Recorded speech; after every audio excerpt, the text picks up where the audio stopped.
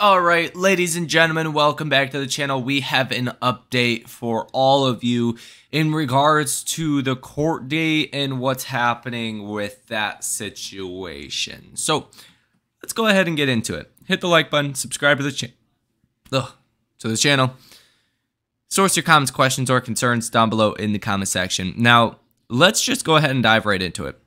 So, what happened today was a couple arguments were made. Apparently, not everyone showed up to court. And Morgan which is the judge, is not going to make a ruling on this next week. They're going to see if other potential objectors show up to court on their scheduled dates, which we don't have an exact rundown of who's scheduled when. But it looks like this proceeding's going to take longer than expected. Now, the judge expects to make a decision on this, not this next week, but the following week. Next week's a shorter week, as it is the week of July 4th. So it's going to be a little while here. What we're seeing today is a lot of bearish positioning from hedge funds and institutions. And when I say a lot, I mean a lot. Take a look at the option activity today. $43 million placed in AMC options with a positive order value of 1%. Everyone's bearish. That's it. That's the bottom line. Everyone is bearish. I don't like to take that stance. I don't like to follow the crowd and do what everyone else is doing. I think that tends to lead to opposite expectations, right? Opposite things happening than expectations, maybe I should say. So when everyone is bullish, you want to be bearish, essentially, or realistic with yourself. At this point, we understand Morgan's probably going to lift the status quo order after all. I personally thought it was going to be today, but apparently it's going to take longer, which they're doing their due process.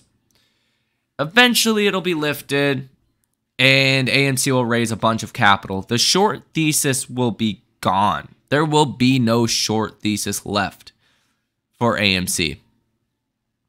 That's a fact, right?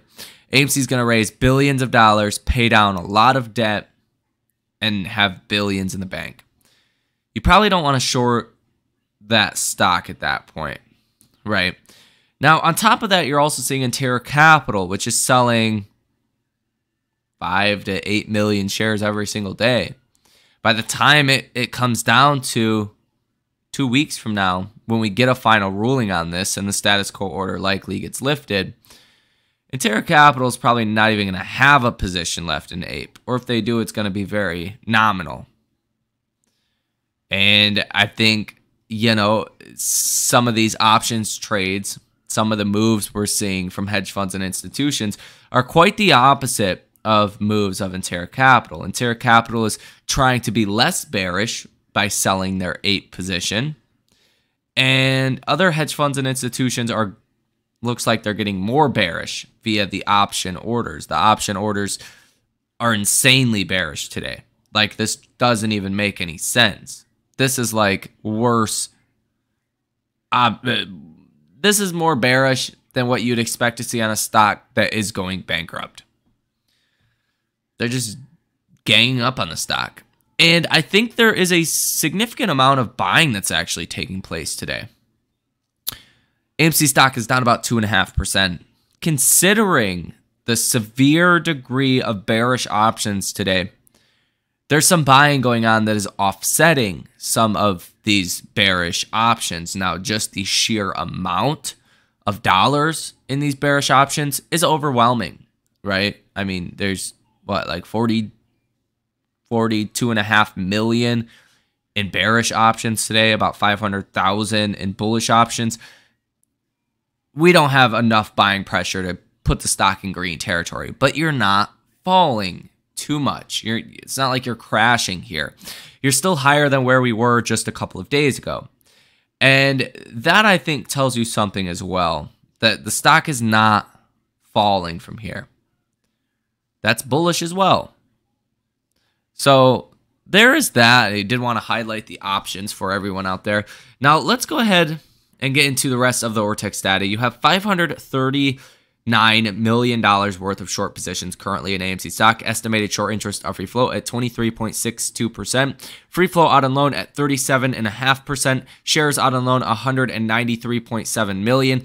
Days to cover at 9.03. This is one of the most bullish things that I can sit here and tell you is the days to cover is not going down, right? This means that it's harder for shorts to cover on their short positions the higher this number is. And I mean, this number is very high, right? So something to keep in mind is that this data really isn't going to change once the reverse split actually happens. These numbers are still going to be the same, but it's going to be based off of new numbers, right? A smaller float, a smaller amount of shares that are sold short, smaller amount of shares that are outstanding. Just depending how fast they obviously dilute the stock, things could change in that regard. But as of right now, you're going to have the same data after the reverse split as you do now. And you're also in a very precarious situation for the shorts. If they don't push the stock down, if they don't crush your morale now, they might not have a chance to do so. So I think that's part of what we could see over the next couple of trading days as well.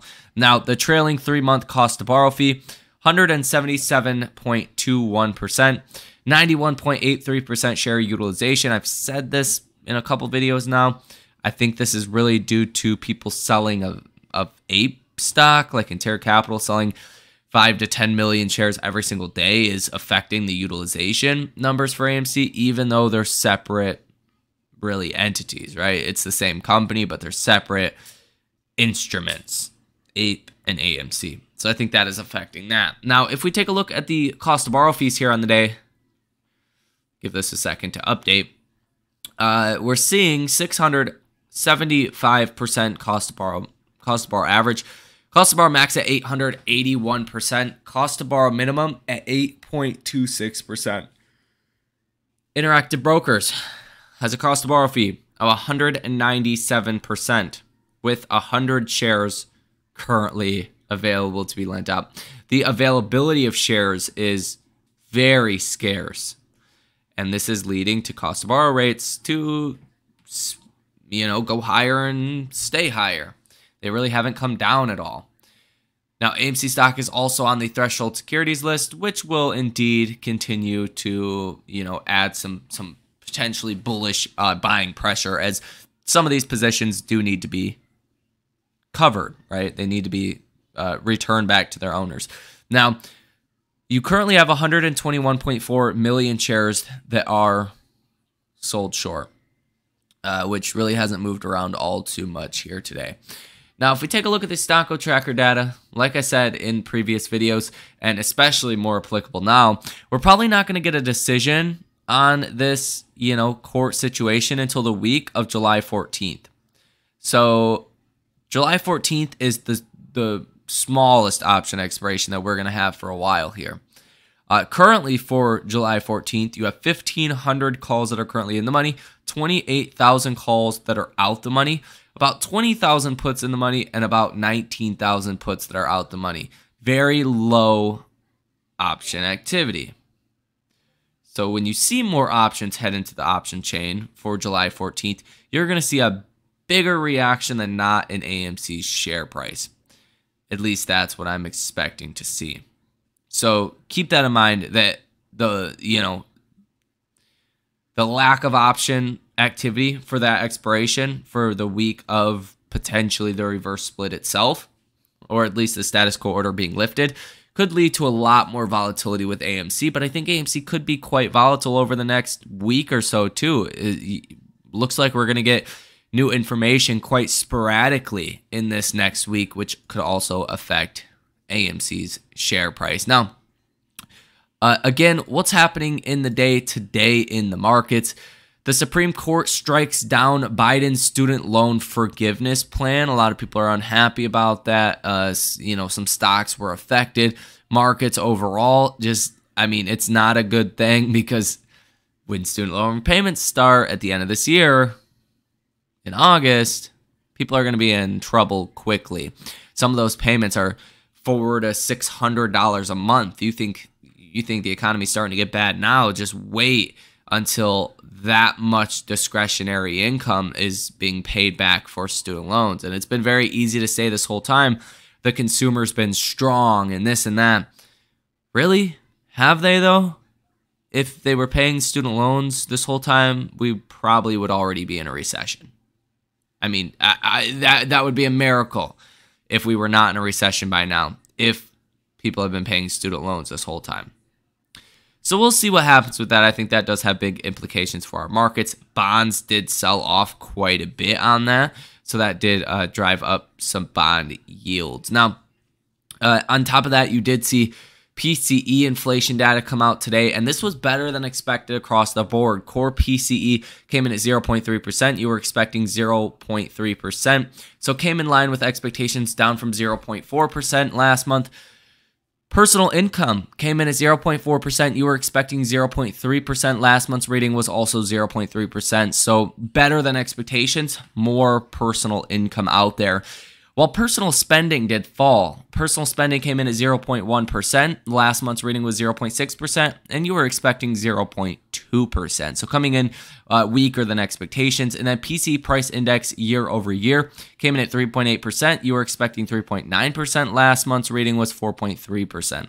So deceleration there as well. Now, PC price index month over month came in at 0.1%. You were expecting 0.2%. Last month's reading was 0.4%. So again, better than expectations there as well. Now, a quick look at some of the technicals.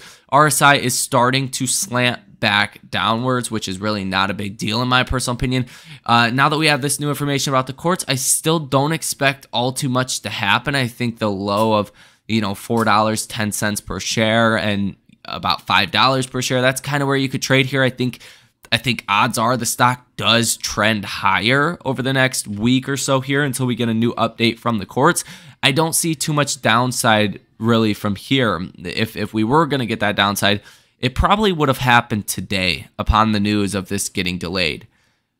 But that's not happening. So I don't expect a lot, but I do think if we do get volatility between now and, again, the next update from the courts, it's probably going to be a positive, bullish reaction in AMC. Keep this in mind. While everyone is bearish on AMC, you probably don't want to be bearish as well.